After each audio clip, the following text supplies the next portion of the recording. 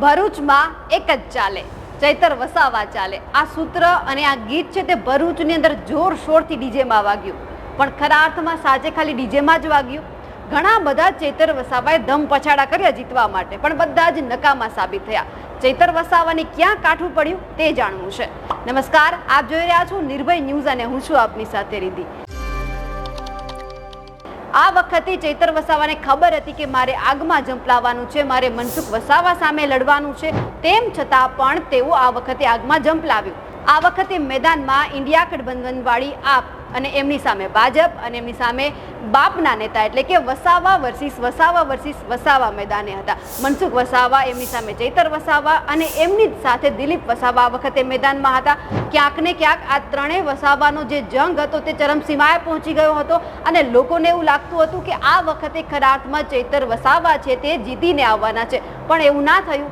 ભરૂચની અંદર તો ખાલી મનસુખ વસાવા જ ચાલ્યા અને મનસુખ વસાવાનું પણ એક જ ગીત ફેમસ થયું હતું કે આ વખતે મનસુખ વસાવા જ ભરૂચમાં ચાલવાના છે. ચૈતર વસાવાને માત આપવા માટે તેઓ પણ મેદાનમાં ઉતરી આવ્યા.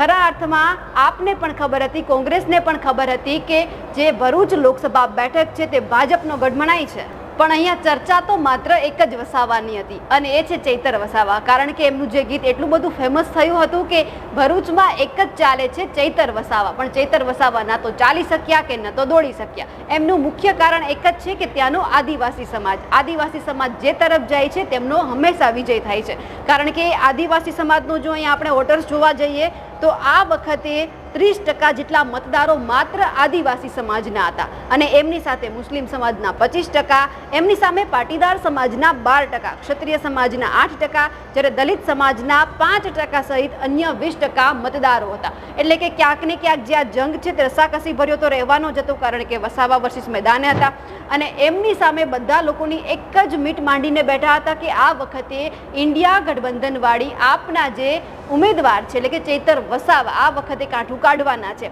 પણ મનસુખ વસાવાએ એવું ના થવા દીધું. સતત 7મી વખત તેમણે ભરૂચ લોકસભા બેઠક જીતીને બતાવી અને એ સાબિત કરીને બતાવ્યું કે ભરૂચમાં એક જ ચાલે છે અને એ છે મનસુખ વસાવા.